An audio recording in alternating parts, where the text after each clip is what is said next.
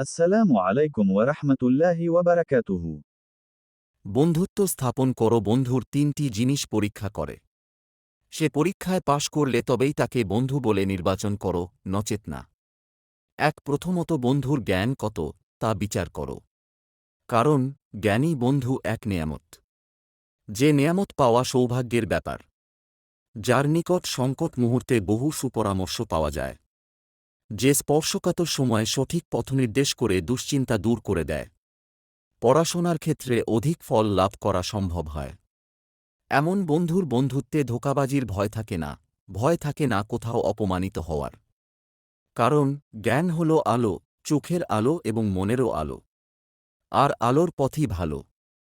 চাহে রাত্রি আসুক অথবা কাটা থাকুক পথে, নিশ্চিন্তে গন্তব্যস্থলের দিকে অগ্রসর হওয়া যায়।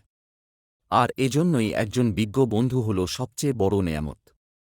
জ্ঞানীর সংস্পর্শে থাকলে হৃদয় আবাদ থাকে। জ্ঞানীর পর্শে নিজেকেও জ্ঞানী করে তোলা যায়। দুই, বন্ধু দিনদার কি না তা দেখো। কারণ দিন হল মানুষের এমন সম্পদ যা মানুষকে সর্বাঙ্গ সুন্দর করে গড়ে তোলে।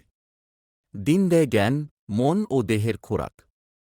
দিন হল সেই প্রতিষেধক মহৌষধ যার ব্যবহার অন্তরের ব্যাধি দূর করে মনের কালিমা প্রতিহত করে সকল অন্যায় ও অসৎ আচরণকে। দিন রক্ষা করে আল্লাহর গজব ও দোজখের আযাব থেকে। যে ব্যক্তির দিন নেই সে মৃত। বেদ্দিন মানুষের জীবনে কোনো সুপরিকল্পিত আশা নেই। উদ্দেশ্যহীন জীবনপথে কোনো নির্দিষ্ট গন্তব্যস্থল নেই। তাই তার উপর কোনো আস্থা নেই, নেই কোনো ভরসা। বেদ্দিন মানুষ নিজেরই দুশমন। সুতরাং সে কিরূপে বিশেষ করে দিনদারের দোস্ত হতে পারে? যে তার প্রতিপালককে ভালোবাসে না, সে কি তোমাকে ভালোবাসবে? তার ভালোবাসায় কি কোনো ভরসা আছে? যে মহাপরাক্রমশালী বাদশাহ আল্লাহর ফরজ আদায়ে গরজ দেখায়, সে তোমার ভালোবাসার কর্য কিভাবে আদায় করবে? ৩, কারও সহিত বন্ধুত্ব গড়ার পূর্বে তার চরিত্র বিচার করে দেখো।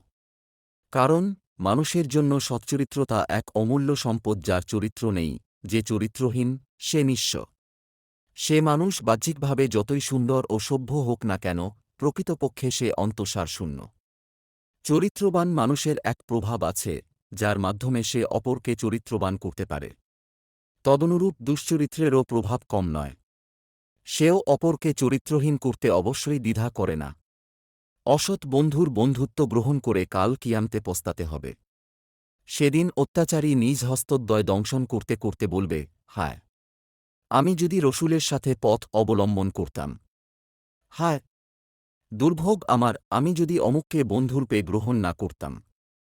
আমার নিকট উপদেশ আসার পর সে আমাকে তা থেকে বিভ্রান্ত করেছিল।